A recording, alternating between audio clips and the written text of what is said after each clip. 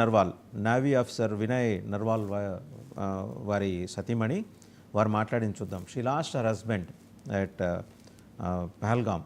ఒకసారి వారు మాట్లాడింది చూద్దాం. मैं यही कहना चाहूँगी कि मेरे हस्बैंड ने he was in the defence forces and you know when he had joined the defence forces वो यही चाहता था that he wanted to protect the peace in this country. He wanted to make sure that innocent lives are not gone in this country.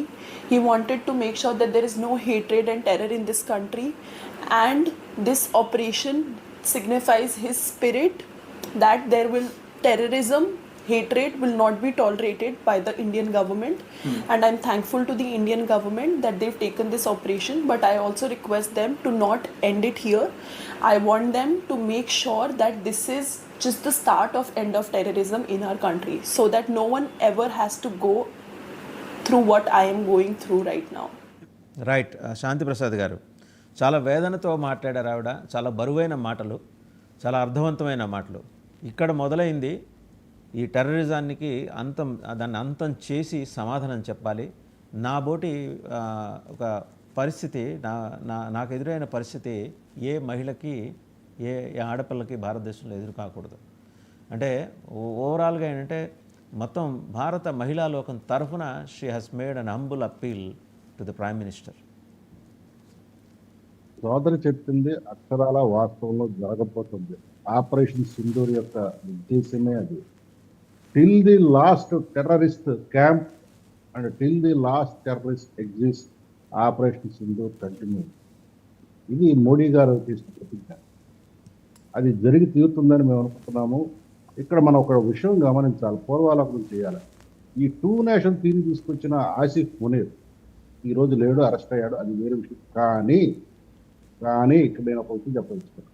ఆ రోజు బాబ్రీ మస్జిద్ కూలిపోతే జరిగిన అల్లకొల్లాలో చూసే భారతదేశం మొత్తం ఏ రకంగా అశాంతి రేకెత్తిచ్చారు, ఏ రకంగా ఎంత అల్లర్లు రేకెత్తిచ్చారు, రెండు వర్గాల మధ్య విద్వేషం తగిలిచ్చారు. మరలా వక్ఫ్ చట్ట సవరణ వచ్చిన తర్వాత వీళ్ళు మరలా అదే విద్వేషాలు వైషమ్యాలు రెచ్చగొట్టడం కోసం చేసిన పహల్గామ్ దాడి, హిందువుల మనోభావాలు రెచ్చగొట్టడం కోసం వేరు మరి చేసిన దాడి చివరికి వారి వేలుతో వారి కన్నే పొడుచుకునేది చేసింది. ఇది మటుకు స్పష్టంగా చెప్పదలుచుకున్నాను.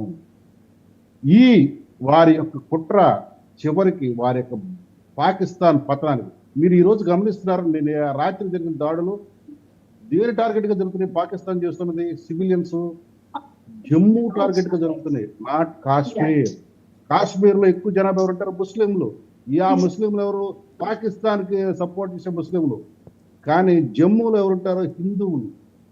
దాని కుక్కతో ఒక వంకర అంటానికి ఇంతకన్నా ప్రబల తార్కాడం కావాలా? జమ్మూ టార్గెటెడ్గా ఎందుకు పౌరుల మీద దాడులు చేస్తుంది పాకిస్తాన్? దాని కుతంత్రము, కుట్ర, కుచిత బుద్ధి కనపడతలేదా మనకి? అది మతం పేరు మీద ఏర్పడిన దేశం. అది మతం పేరుతోనే చివరికి నాశనం కాకపోతున్న దేశం పడదు. మనం ఈరోజు ఇక్కడ ఈ వక్ఫ్ చట్టంలో అనేది ఇప్పుడు పక్కకి వెళ్ళిపోయింది. ఇందాక బిఎన్ రమేష్ గారు చెప్పినట్టు సుప్రీంకోర్టు కూడా వెనకడుగు వేసింది. ఎంత ఆవేశంతో ఆ రోజు భారతీయ పౌరులు చాలా మంది విద్యుత్ వాళ్ళందరూ ఊగిపోయారు. అంత అవసరం ఏంటి సుప్రీంకోర్టుకి? దాన్ని స్టేజ్ చేసేయాలంత వేగంగా వెళ్ళడానికి దేశంలో ఎన్నో సమస్యలు ఉండగా అరవింద్ రంగనాథన్ అతను చెప్తుంటాడు, నేను 1991లో సివిల్ సర్వీస్ ప్రిపేర్ అవుతున్నప్పుడు కాశ్మీరీ పండిట్స్ నాకు ఫ్రెండ్స్ చెప్పుకునేవాళ్ళు. అప్పుడే వాళ్ళు అక్కడికి వచ్చి ఢిల్లీ వచ్చి ఉండేవాళ్ళు. వాళ్ళు ఏ రకంగా నా బాధలు అనిపించారు. వాళ్ళు జమ్మూలో వచ్చి వాళ్ళు ఏ రకంగా వాళ్ళు తోలివేయబడ్డారు. ఈ యొక్క మతం పేరుతో జరుగుతున్న దారుణాలు చరమగీతం పాడబోతున్నారు నరేంద్ర మోడీ గారు. ఆపరేషన్ సింధూర్ ఇది మన ఆడబిడ్డలు కోల్పోయిన తిలకం కాదు, మన భారత మాతకి దిద్దబోతున్న తిలకము. మన పక్క రాష్ట్రం రోగ్ నేషన్ డిజింటిగ్రేట్ అంటే ప్రపంచ మ్యాప్లో పాకిస్తాన్ దగ్గర కనపడదు. ఇది జరిగి తీరుతుందని బట్టి నేను మీ యొక్క డిబేట్ సాక్షిగా చెప్పదలుచుకున్నాను.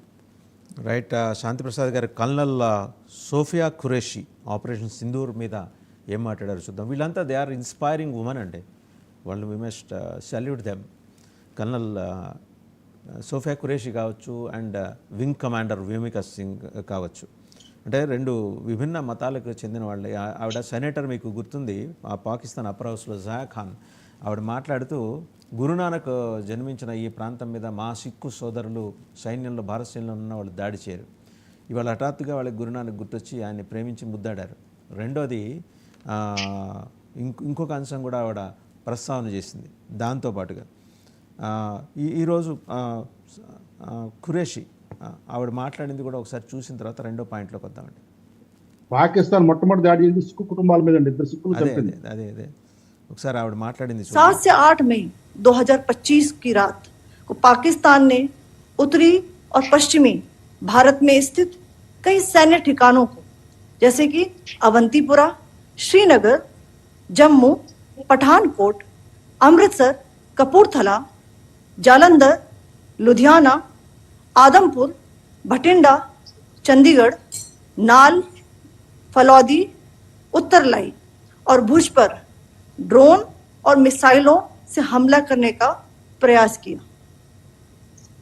इन हमलों को इंटीग्रेटेड काउंटर यूएस ग्रिड और वायु रक्षा प्रणालियों द्वारा निष्क्रिय कर दिया गया। इन हमलों का मलबा कई स्थानों से बरामद हुआ, जो कि पाकिस्तानी हमलों का प्रमाण है। రైట్, పురుషోత్తం రెడ్డి గారు ఆవిడ లేటెస్ట్ అప్డేట్ ఇచ్చేశారు. ఏమేం చేసింది మన భారత సైన్యం అండ్ అలా న్యూట్రలైజ్ చేసింది, వాళ్ళ ఎయిర్ డిఫెన్స్ సిస్టమ్స్ని ఎలా న్యూట్రలైజ్ చేసింది, మన సుదర్శన్ 400 ప్రతాపం ఏంటి పాకిస్తాన్ చూసింది అండ్ ప్రపంచం వీక్షించింది. దాన్ని పాకిస్తాన్ ఎక్స్పీరియన్స్ అయింది. సో ప్రపంచం వీక్షించింది. సో కానీ బట్ స్టిల్ మనం సమర్థుడైన శత్రువుతో పోరాడచ్చండి. దుర్మార్గుడైన టెర్రరిస్ట్ తోటి పోరాడేప్పుడు వాడికి 1000 కళ్ళు ఉంటాయి, మనం 10,000 కళ్ళు వేసుకొని చూడాలి. మనం భయపడే అంశం ఒకటి ఇక్కడ ఉంది. అంటే ఇక్కడ ఏదో ఫ్రైటన్ చేయటం అని కాదు జనాల్ని. 20,000 మంది స్లీపర్ సెల్స్ హైదరాబాద్లో ఉన్నారండి. దేశం మొత్తం మీద 15,000 మంది ఉంటే ఒక హైదరాబాద్లో